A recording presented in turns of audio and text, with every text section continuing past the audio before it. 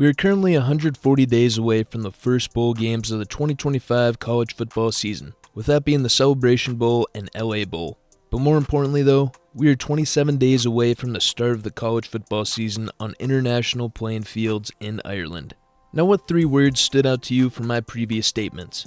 That's right, it should have been international and bowl games. During the late 1800s and early 1900s, college football started playing games outside the US and specifically Canada and Cuba. But as of today, the total number of countries that have got to see college football action has risen significantly. So that's what I want to talk about today. Some of those international bowl games that you may not have heard about that are played in different countries. First, I gotta address the elephant in the room.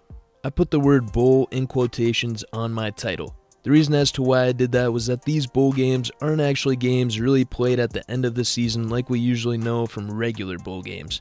These games got the label of bowl attached to them, and where some of them didn't even play more than once, they're still interesting nonetheless. So with that in mind, our first bowl game, we have to head to the Solomon Islands, but specifically Guadalcanal. The year is 1944 in the heat of World War II, where the US Marines were training for the invasion of the Japanese island of Okinawa. Since the United States were taking the best physically fit men for war, this meant that many current and former college football players went to fight. In particular, the 4th and 29th Marine Regiments could each field a football team of their own, where both sides included current or former All-Americans or All-Conference players. Names such as George E. Murphy, who was a captain at Notre Dame, Tony Bukovich as an All-American at Purdue, and David Schreiner, who was also an All-American at Wisconsin. Out of the total 65 soldiers that would play, 56 of them played in colleges. These two regiments had several pickup games before the debate of who had the better players overwhelmed the camp. So this set the stage on Christmas Eve 1944 on the insect-infested island that the 4th and 29th Regiments of the 6th Division would face off in a winner-take-all football game, called the Mosquito Bowl. An estimated 2,500 spectators came to watch. They had the regimental bands play music to get the college experience, and the game was even broadcasted over the air to nearby radio stations in the Pacific. Their gridiron near the airstrip was just dirt and gravel without a single blade of grass.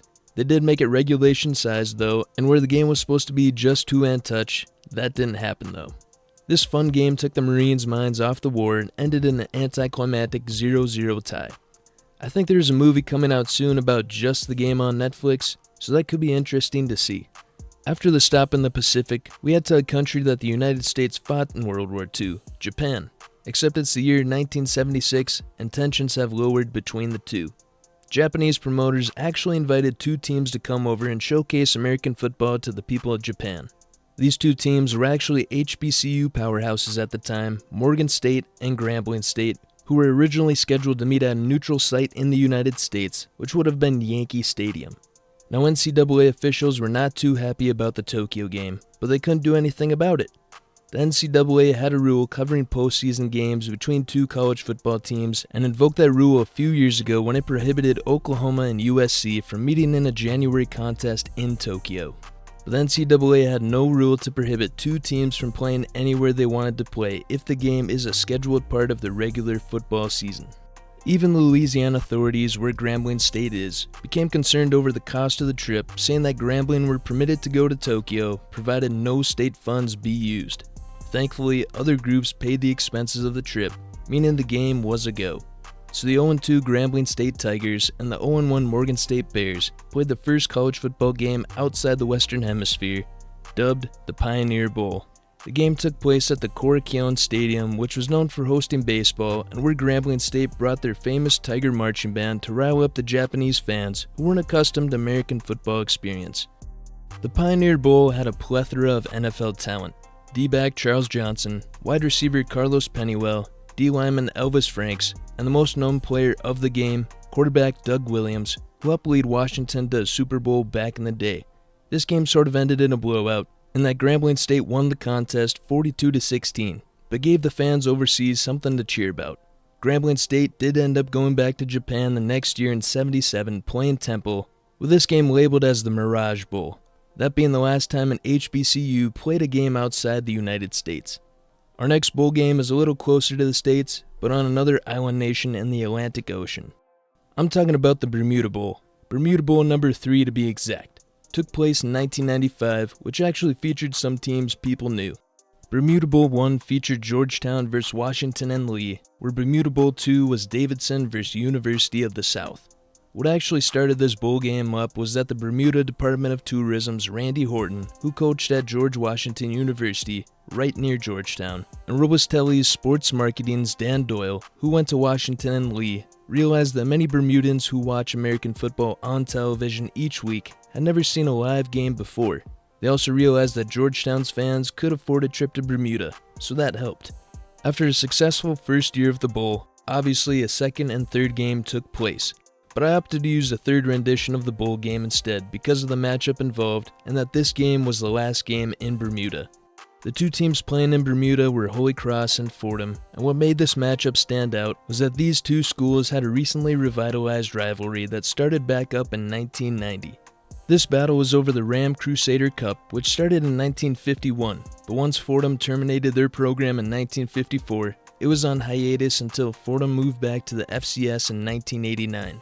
So for them to feature their rivalry game on a random island country, you couldn't write it any better. Fordham won this game in a one-score contest, 17-10. This was Fordham's first win against Holy Cross since 1930. Although they didn't play each other for 45 years between 1930 and 1990, also stopped Holy Cross's 11-game win streak against them. But a controversial strip fumble call that would have made the game 17-16 went in favor of Fordham. The fourth bowl game was in the modern era in 2011, but this, just like the Pioneer Bowl in 1976, was to be a groundbreaking game, because this bowl game took place on the continent of Africa, the first college football game, and only to date, to do so, specifically in the country of Tanzania. Unlike some of these other bowl games, the one-time bowl game dubbed the Kilimanjaro Bowl actually had a whole 15-day trip in the month of May for the participants. Their schedule started out with youth camps, then the game, then some orphanage service projects, then capping it off by climbing Mount Kilimanjaro. This idea came about when Drake University's head coach, Chris Creighton, who was a climbing enthusiast, presented the idea to global football president Patrick Steenberge, who had scheduled multiple D3 international games beforehand. The game obviously got approved, except with this game, it wasn't to feature another American university or local team for the Drake Bulldogs, but rather their opponent became the CONADIAP, or College All-Stars from Mexico, which marked the first NCAA Division I bowl game versus a Mexican opponent since the 1945 Sun Bowl, and the first to be played after the BCS championship game. Drake would bring 66 student athletes to Africa, while the College All-Star team would bring 46 players of their own. As for the game, it had spectators waiting 3 hours in line to watch some American football, and with a total count of around 12,000 people coming to watch. Drake University only won 17-7, actually needing a fourth quarter comeback to do so. I think these Bulldogs underestimated or didn't prepare enough for the Mexican All-Stars, but where all the scoring basically came in the fourth quarter. They even had a trophy as an elephant for the team, so that was unique. For the final bowl game, we head back to Asia, where this one-time bowl game took place. In March of 2019, University of Pennsylvania went abroad to China as the first ever Ivy League team to go, and were set to play against an all-star team representing the American Football League of China. This game was named the Global Ambassadors Bowl, which took place in Shanghai, just a week after some of Penn's first spring practices, which also took place in China.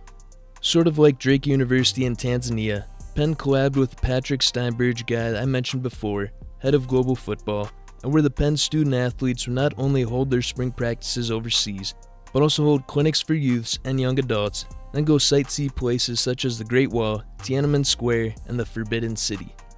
They pulled off all the bells and whistles for this game, which included multiple musical performances, an exciting intro, and where representatives from the Chinese and US governments joined Penn's director of athletics and folks from NFL China to officially open the game.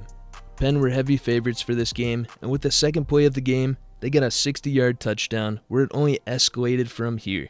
The Quakers ended this bowl game with an 85-0 victory over the Chinese All-Star team, but the score didn't seem to faze the fans or players. One Penn senior even said he was taking pictures for 40 minutes with opposing players and fans after the game. So I'd say another successful global football trip. College football being played abroad is a little more common than you'd think. Granted, we as fans only ever hear about games in Ireland and Bahamas nowadays. No matter where these teams went, everyone understood one language. That was football. Tackle, pass, touchdown were all understood by every culture. So I hope I gave you some new info about past bowl games that took place and how revolutionary they were in each of their own rights. If you wouldn't mind hitting the like button, the subscribe button, and hitting the bell notifications. Thank you.